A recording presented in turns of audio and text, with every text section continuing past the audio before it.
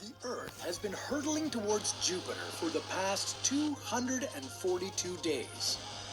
And now, it's about to make impact. Now, we're so close to the giant planet that it's the only thing that fills our sky.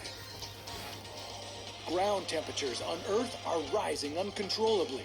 Our atmosphere is igniting into flames, and the scientific community is scrambling to provide answers. What will happen when the two planets collide? Is there any chance that we could pass right through the gas planet? And how would this collision transform Jupiter forever? This is What If? And here's what would happen if Jupiter swallowed Earth. One way that scientists could find answers would be by looking into the past, because this wouldn't be the first time that Jupiter has collided with another planet. Nearly 4.5 billion years ago, Jupiter was involved in a violent collision with a planet 10 times the mass of the Earth. In that case, the collision completely transformed Jupiter's core, but what happened to the other planet? And what can that tell us about our own planet's chances of surviving a crash into the gas giant?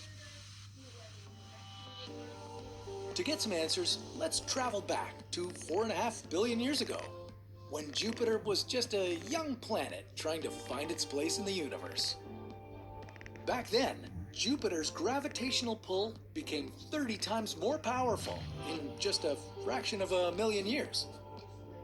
This destabilized the orbits of nearby infant planets and caused some of them to crash into Jupiter.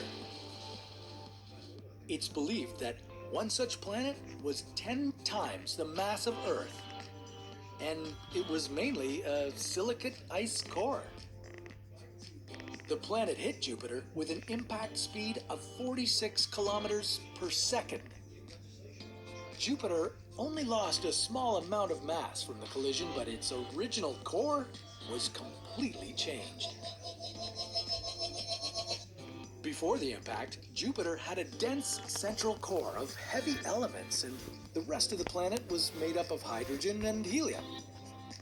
After the impact, the infant planet's silicate ice core merged with Jupiter's, causing Jupiter's core to become diluted. The heavy elements spread out and mixed with the outer layers of Jupiter. While this collision was a defining moment for Jupiter, it meant the end of the road for the other planet. So, what are the odds that the Earth's fate would be any different? Well, let's find out. The Earth orbits around the Sun at an average velocity of 29.78 kilometers per second. At this speed, if the Earth were to just leave its orbit around the Sun and head straight for Jupiter, it would take about 242 days to get there. Throughout our journey, Jupiter would shine like a bright star, growing bigger day by day, hour by hour. By day 6, Jupiter would appear as bright as our moon. Soon, we would start to notice our daylight becoming dimmer. We'll only get about 50% of our normal sunlight when we reach Mars's orbit. Luckily for us, the Earth's atmosphere would act as a buffer, so we wouldn't experience the cold right away, but that will only last a while, so you'll need to invest in some heavy-duty winter gear. To put it in perspective, Mars has a surface temperature of minus 63 degrees. So that's basically what we'd have to look forward to. Once we speed through Mars's orbit, we'll pass through the asteroid belt. We'll get to see beautiful meteor showers lighting up the sky, but we'll also be at risk with colliding with some of those meteors, so let's keep moving. After 242 days of traveling through our solar system, we would finally reach our destination, Jupiter. As the Earth is pulled into Jupiter, our planet's velocity could increase until it reaches 60 kilometers per second. That's 250 times faster than an airplane flies, so you'll want to hold on tight. Oh, and did we mention that Jupiter has 79 confirmed moons orbiting it at all times? So there's a serious risk that we could collide with any of them as the Earth is pulled in closer. And if we do happen to avoid all those moons, things would only get worse.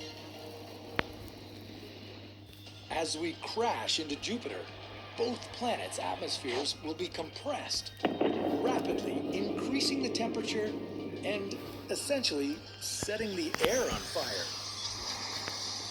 But at least we won't have to worry about colliding with Jupiter's core, because we'll never make it there. Our planet is too small and would burn up in the atmosphere before that ever happens. But this would have a huge impact on Jupiter, as the Earth's remains would completely mix into its atmosphere.